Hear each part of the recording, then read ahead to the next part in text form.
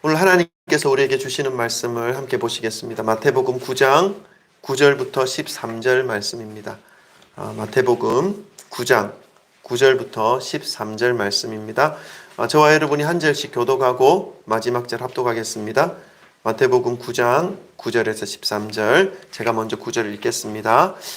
예수께서 그곳을 떠나 지나가시다가 마테라 하는 사람이 세간에 앉아 있는 것을 보시고 이르시되 나를 따르라 하시니 일어나 따르니라. 예수께서 마태의 집에서 앉아 음식을 드실 때 많은 세리와 죄인들이 와서 예수와 그의 제자들과 함께 하였다. 바리새인들이 보고 그의 제자들에게 이르되 어찌하여 너희 선생은 세리와 죄인들과 함께 잡수시느냐.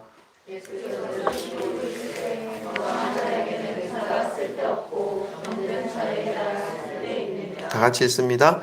너희는 가서 내가 긍휼을 원하고 제사를 원하지 아니하노라 하신 뜻이 무엇인지 배우라. 나는 의인을 부르러 온 것이 아니요 죄인을 부르러 왔노라 하시니라. 아멘. 할렐루야. 하나님의 은혜와 평강이 여러분 한 분 한 분과 함께 하시기를 소망합니다. 참 길었던 준비의 시간을 이제 마무리하고 다음 주 토요일, 이제 돌아오는 토요일이죠. 입당 감사 예배, 입당 예배를 드립니다. 생각해 보면 불가능한 일을 한 것처럼 여겨집니다. 제가 생각해도 어떻게 이 일을 했지 하는 생각과 함께 하나님의 전적인 은혜였고 긍휼이었다라고 밖에 말할 수 없었던 시간이었다는 생각이 듭니다. 어제는 모든 성도님들이 함께 정리정돈 청소를 하면서 교회가 한층 더 아름다워진 모습입니다. 이런 과정들을 통해서 느낀 것이 있습니다. 이렇게 교회가 세워지고 아름다워지는 것이 한 사람의 힘으로 되는 것이 아니라 성도님들의 땀과 사랑과 기도로 되어진다는 것을 참 마음으로 느낄 수가 있었습니다. 그런 의미에서 이곳에 계신 한 분 한 분이 얼마나 소중하고 귀한 지체인지 모릅니다. 우리 돌아보시면서 사랑 고백하고 말씀을 받도록 하겠습니다. 돌아보시고 사랑합니다. 축복합니다. 잘 오셨습니다. 할렐루야. 할렐루야. 네. 얼마나 소중한지 몰라요. 우리 오늘 본문 말씀은 예수님의 제자 중에 사람들로부터 가장 많은 손가락질을 받았던 사람, 욕을 먹었죠. 욕을 먹은 사람 중에 사람이 있었습니다. 그 사람이 마태였습니다.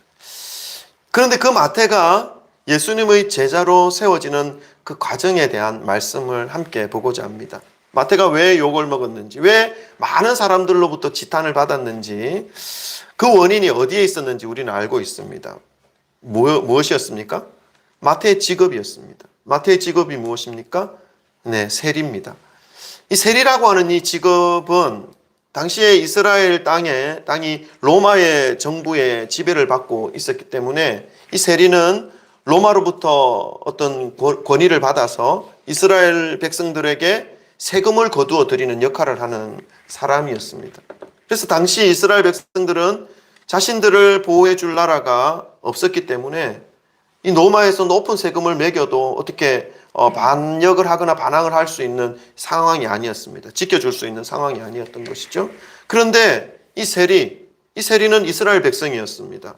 그럼에도 불구하고 자신의 어떤 동족들에게 로마에 바쳐야 할 세금보다 더 많은 세금을 부여해서 로마에 바쳐야 할 세금을 로마에 바치고 나머지 세금을 자기의 호주머니에 넣는 그런 일들을 일삼고 있었기 때문에 정말 많은 사람들로부터 손가락질을 받았고 같은 민족이지만 존중받지 못하고 무시받고 멸시받는 그런 욕을 듣는 사람들이 바로 이 세리였던 것이죠.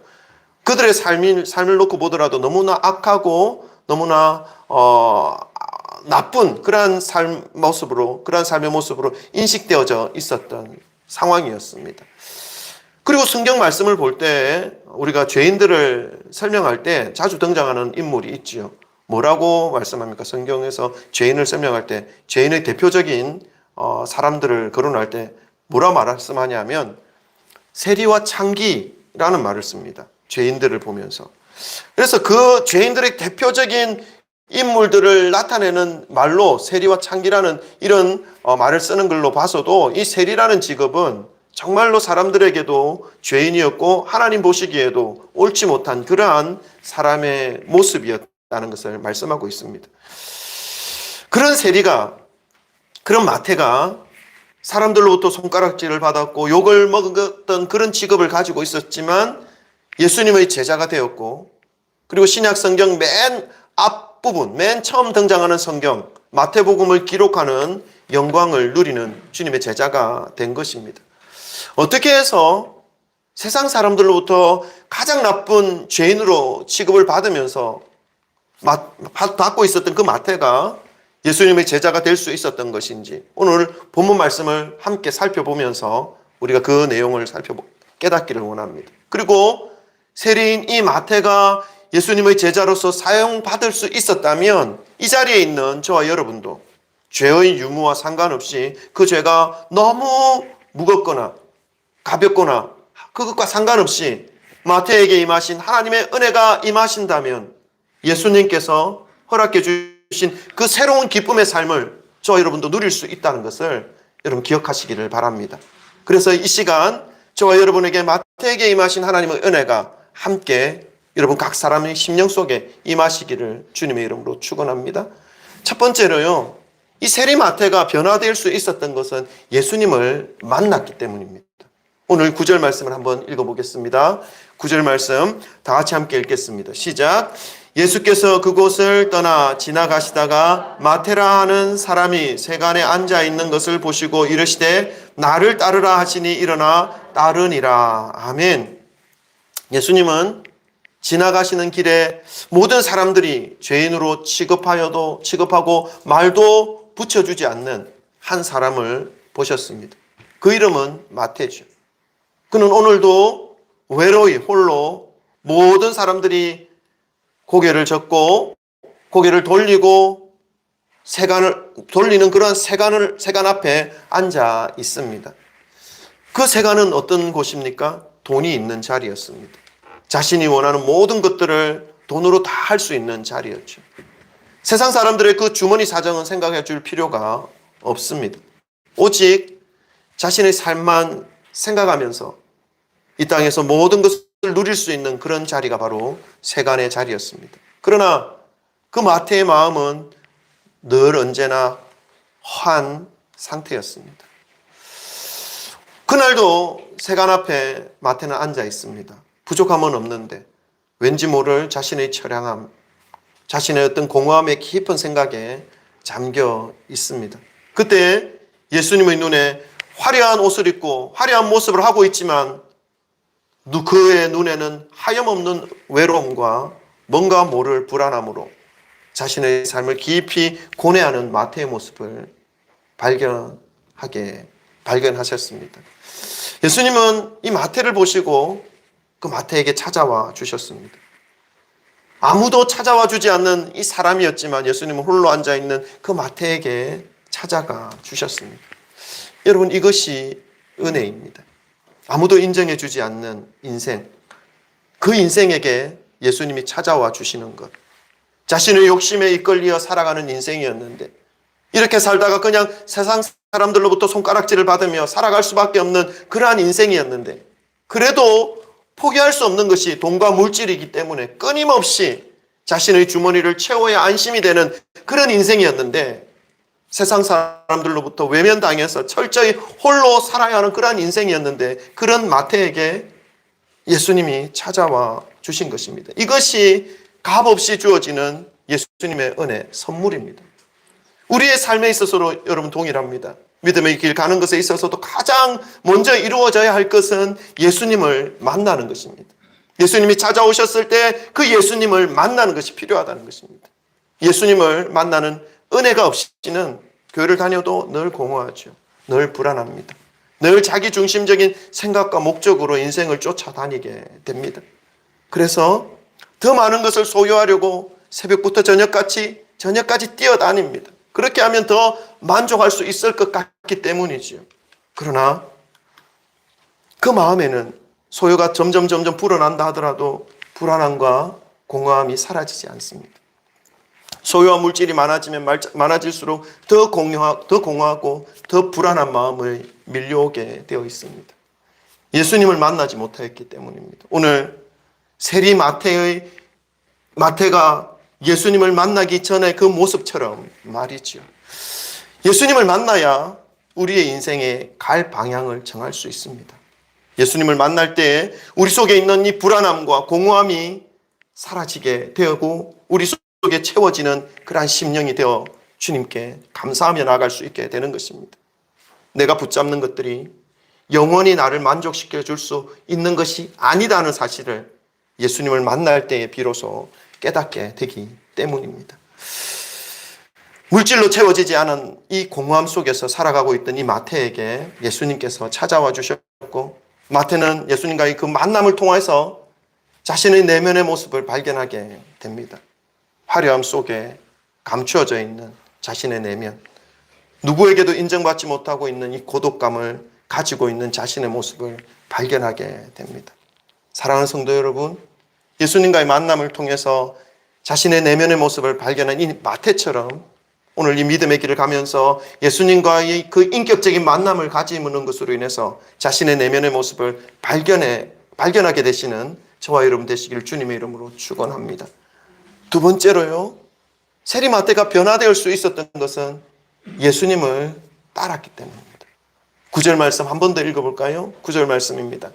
한 번 더 읽어보겠습니다. 다 같이 읽습니다. 시작. 예수님께서 그곳을 떠나 지나가시다가 마테라 하는 사람이 세간에 앉아있는 것을 보시고 이르시되 나를 따르라 하시니 일어나 따르니라. 아멘. 진정한 믿음의 출발점은 예수님을 만나는 것부터 시작됩니다. 예수님의 은혜로 예수님이 찾아와 주실 이유가 전혀 없는 그러한 인생의 모습을 하고 살아가고 있지만 예수님이 찾아와 주셨고 만나 주셨던 그 은혜로부터 믿음이 시작되는 것이죠. 출발되는 것입니다. 그런데 예수님을 만난 그 마태는 그냥 예수님을 물끄러미 쳐다만 보고 있지 않았습니다. 오늘 본문 말씀을 보니까 마태가 예수님 앞에서 한 가지 행동을 취한 것이 있다라고 소개하고 있습니다. 그것이 무엇입니까? 무엇입니까? 맨 마지막에 있지 않습니까? 일어나 따르니라. 그렇습니다. 예수님을 따르기 시작했다는 것입니다. 모든 사람들로부터 욕을 듣고 손가락질을 받고 죄인 중에 가장 먼저 등장할 정도로 철저하게 사회로부터 외면당하며 살았던 그 세리 마태가 예수님의 제자가 되어 지옥으로밖에 갈 수밖에 없는 그러한 인간들을 천국으로 인도하는 하나님의 말씀을 기록하게 한 그러한 거룩한 도구가 되어질 수 있었던 것은 예수님과의 만남이 있었고, 그리고 또 예수님의 부르심 앞에 그냥 듣고만 있었던 것이 아니라, 알고만 있었던 것이 아니라 순종, 그 말씀을 따르기 시작하였다는 것입니다. 그 따르기 시작한 그 모습이 이 마태가 변화될 수 있는 그러한 출발점이 되었다는 것을 오늘 말씀 우리에게 알려주고 있습니다. 오늘 본문 말씀이 따르니라라고 사용된 이 말씀을요, 원어 성경, 헬라어 성경으로 우리가 찾아보면 아콜루데오라는 단어를 쓰고 있습니다. 이것은 따르다, 어디에 도착하다, 이런 의미가 있고, 또 누구누구를 닮다, 무엇과 일치하다라는 의미도 가지고 있습니다. 그러니까 예수님을 따릅니다라고 하는 그 의미는 예수님을 목표점으로 삼는다는 것입니다. 도착하는 그 도착점으로 삼는다는 것입니다. 그리고 그분을 표대로 삼고 그분을 닮아가기 위해 예수님과 한몸된 몸으로 그분과 생각을 맞추고 일치시키며 살아가는 그러한 모습을 의미하는 것입니다. 그것이 예수님을 따른다라고 하는 말씀의 의미가 되는 것이지요. 사도 바울도 원래는 예수님을 믿는 사람들로부터 공포의 대상이었지 않습니까? 초대교회 성도들을 잡아서 가두고 핍박하는 그러한 사도 바울이었기 때문에 이 사도 바울로부터 피하기 위해서 많은 사람들이 숨어야 했고 도망쳐야 했던 그런 초대교회 역사의 현장의 모습입니다. 그런데 이 바울도 예수님을 만남으로 그 삶이 완전히 바뀌었습니다. 그리고 예수님을 만났을 뿐만 아니라 그 예수님과 함께 예수님의 말씀을 따르기 시작했을 때에 그의 인생이 완전히 바뀌었던 것을 우리는 말씀을 통해서 깨달을 수 있습니다. 그래서 예수님의 말씀에 순종한 것으로 인해서 감옥에 갇히는 고통을 겪기도 하고, 감옥에 갇혀서도 자신의 삶을 어떻게 고백합니까? 감옥 속에서도 이런 고백을 합니다. 빌립보서 3장 12절에서 14절 말씀. 바울이 감옥 속에서 예수님을 앞에서 고백하였던 그 고백입니다. 우리 한번 읽어볼까요? 바울의 고백입니다. 다 같이 읽습니다. 시작. 내가 이미 얻었다 함도 아니요 오직 이루었다 함도 아니라 오직 내가 그리스도 예수에 잡힌 바 된 그것을 잡으려고 달려가노라. 형제들아, 나는 아직 내가 잡은 줄로 여기지 아니하고 오직 한 일, 즉 뒤에 있는 일은 잊어버리고 앞에 있는 것을 잡으려고 표대를 향하여 그리스도 예수 안에서 하나님 위에서 부르신 부르심의 상을 위하여 달려가노라. 아멘. 그러니까 바울이 보여주었던 이 모습, 이것이 바로 예수님을 따른다, 예수님의 말씀을 따라간다라고 하는 그 모습을 표현해 줄 수 있는 말씀입니다. 예수님을 목표 삼고 표대로 삼고 그분의 가신 길을, 그분의 가르침을 받아서 그 삶을 닮아서 일치된 모습으로 살아가는 것, 그것이 예수님을 따른다라는 것을 표현하는 말씀인 것이죠. 특별히 이 주님의 몸된 교회와 주님의 성도들은 더욱 이러한 예수님을 따라가는 이 모습을 삶 속에서 나타내 보여야 할 필요가 있습니다. 예수님의 관심이 어디에 있는지, 예수님의 목적이 무엇인지, 예수님이 나에 대하여 어떤 기대를 하고 계신지, 어떤 삶을 요구하고 계신지에 대하여 늘 생각하면서 예수님의 모습을 닮아가는 것이 예수님을 따라가는 삶의 모습인 것이죠. 그리고 그러한 삶의 모습은 세상 사람들이 따라할 수 있는 것이 아닙니다. 그것은 교회가 하여야 할 일이고 여러분과 같은, 저와 같은 성도들이 하여야 할 일이라는 것이죠. 사랑하는 성도 여러분, 주님께 나와서 드려지는 이 모든 예배 속에서, 그리고 모든 여러분의 일상 속에서 예수님과 만나는 시간을 가지시기를 주님의 이름으로 축원합니다. 그리고 만날 뿐만 아니라 이제 선포되어지는 이 하나님의 말씀, 예수 그리스도의 말씀에 그냥 듣고 알고 넘어가는 것이 아니라 이제 그 말씀 앞에 반응하시는 그러한 저와 여러분 되시기를 소망합니다. 그러할 때 우리의 인생이 의미 없고 무력하고 공허한 그 인생이 참으로 하나님으로부터 체험받고 참으로 하나님이 주신 그 능력과 권능으로 일생의 삶을 기쁨으로 살아낼 수 있는 그런 힘과 에너지가 공급되어진다는 사실을 기억하시기를 주님의 이름으로 축원합니다. 한 번밖에 없는 인생 아니겠습니까? 한 번밖에 없는 인생, 무엇을 위하여 우리가 살아갈 것인가 하는 것을 기억하면서 가장 의미 있는 일, 가장 가치 있는 일에 사용되어질 수 있는 그런 우리의 인생이 되기를 주님의 이름으로 축원합니다. 마지막 이 세리마태가 은혜의 사람으로 세워질 수 있었던 이 세 번째 모습은 예수님을 영접했기 때문입니다. 10절 말씀을 우리 한번 읽어볼까요? 10절 말씀 다 같이 함께 읽겠습니다. 시작. 예수께서 마태의 집에서 앉아 음식을 잡수실 때에 많은 세리와 죄인들이 와서 예수와 그의 제자들과 함께 앉았더니. 아멘. 마태는 예수님의 은혜로 예수님과 만나는 그런 시간을 가졌습니다. 그리고 그 예수님과의 만남이 변화된 삶의 첫 번째 출발점이 된 것이죠. 그리고 이 마태는 예수님을 그냥 멀리서 쳐다만 보는 것이 아니라 이제 예수님의 말씀에 귀 기울이고 따르는 삶을 취하였습니다. 그리고 세 번째 모습으로 이제 예수님을 모시고 영접하여서 그 삶을 살아가기 시작한 모습을 보여주고 있습니다. 방금 읽으신 이 10절 말씀을 보니까 마태의 집에 많은 세리와 죄인들이 예수님과 함께 제자들과 함께 앉아 있었다라고 말씀하고 있습니다. 이 함께 앉았더라라고 하는 이 말씀의 의미를 우리가 원어 성경의 말씀을 그 의미를 분석해 보면요, 어떤 의미가 있냐면 아주 편안한 상태로 마치 자신의 집에서 차와 음식을 나누어 먹는 것과 같은 그런 모습으로 예수님과 함께 그리고 그 제자들과 함께 있었던 것을 의미하고 있는 것입니다. 마태는 이러한 마음과 이러한 모습으로 예수님을 자신의 집에 초청하였고 영접하였고, 그리고 주님을 자신의 마음 중심에 영접하여서 주님이 자신의 모든 것을 주님께서 모든 것을 편안하게 기쁘게 자신의 것을 인도해 나가실 수 있도록 자신의 집과 삶과 자신의 마음을 온전히 맡겨드리는 그러한 모습으로 주님 앞에 나아갔던 것을 말씀을 통해서 우리는 알 수 있습니다. 이것이 예수님을 영접한 사람들의 삶의 모습입니다. 예수님을 영접하였다라고 할 때에 우리가 그냥 예수님의 어떤 사진 하나 걸어놓고 살아가는 것을 의미하는 것이 아닙니다. 예수님과 함께 먹고 예수님과 함께 이야기하고 예수님과 함께 또 모든 삶의 시간을 나누는 그러한 모습들을 의미하는 것이죠. 이제 마태는 과거의 모습과는 전혀 다른 삶을 살아갈 수 있는 그러한 모습이 되어졌습니다. 이전에는 자신의 욕심과 욕망에 이끌려서 세간에서 사람들을 만나 세금을 강제로 징수하면서 더 많은 세금을 받아내기 위하여 애쓰고 힘썼던 그러한 모습이었다면, 이제는 자신의 집과 자신의 심령과 자신의 삶 중심에 예수님을 모시게 되는 것으로 인해서 나누고 베풀고 더욱더 주님과 함께 먹고 마시며 교제하는 그러한 삶을 살아가는 모습으로 바뀌어가고 있는 이 세리 마태의 모습을 볼 수 있습니다.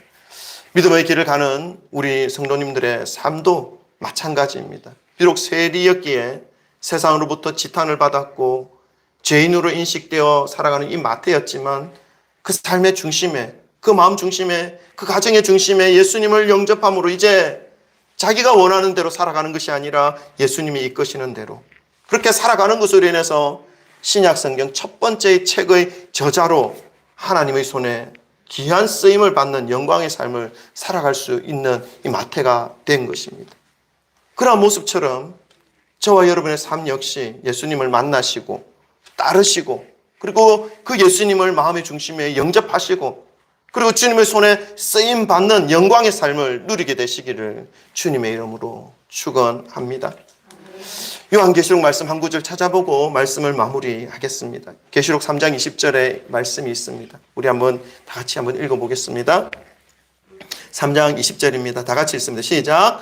볼지어다 내가 문 밖에 서서 두드리노니 누구든지 내 음성을 듣고 문을 열면 내가 그에게로 들어가 그와 더불어 먹고 그는 나와 더불어 먹으리라. 아멘. 예수님께서는 끊임없이 우리의 심령의 문을 두드리고 계십니다.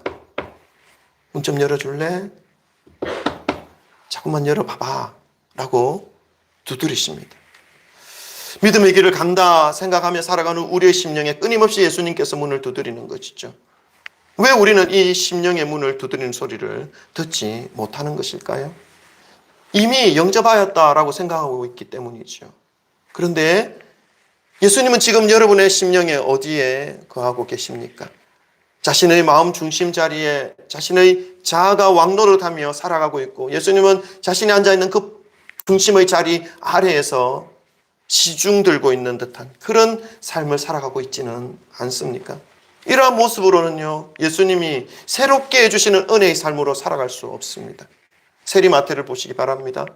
그는 예수님을 자신의 집으로 영접하여 가장 편하게, 가장 기쁘게 예수님이 마음 놓고 자신의 삶을 움직여 가실 수 있도록 자신의 삶을 내어드렸습니다. 비록 그가 예수님을 만나기 전에, 예수님의 말씀을 따르기 전에, 예수님을 영접하기 전에는 죄인이었고 욕망의 노예였고 자기 만족에 그 삶의 목적을 두고 살아온 사람이었긴 하지만, 이 세상과 죽어가는 사람들에게 어떠한 선한 영향력도 흘려보낼 수 없었던 그러한 존재, 본인 스스로도 지옥을 향해 매일매일 치닫고 있었던 그런 존재였지만, 예수님을 만남으로, 예수님의 말씀을 따름으로, 예수님을 주인으로 영접함으로 그 인생이 변하였고 예수님의 제자가 되었고, 신약 성경에 제일 먼저 나오는 마태복음을 기록하는 그러한 주님의 거룩한 도구가 되어질 수 있었던 것이죠. 이것이 가장 가치 있는 인생의 모습이 아닐까 저는 생각합니다. 바라는 것은 저와 여러분의 삶 역시 예수님을 만나는 삶이 되기를 소망합니다. 그래서 이제 더 깊이 예수님께 나아가서 예수님을 표대로 삼고 예수님을 목표로 삼고 예수님과 일치된 삶을 살아가면서 우리 심령 가장 중심에 내 삶의 가장 높은 자리에 예수님을 앉혀드리고 주님이 원하시는 대로 삶을 살아가시는 진정한 믿음의 삶을 살아가시기를 주님의 이름으로 축원합니다. 아멘. 아멘. 기도하십시다. 여러분, 우리는 소망이 있습니다. 우리의 인생에는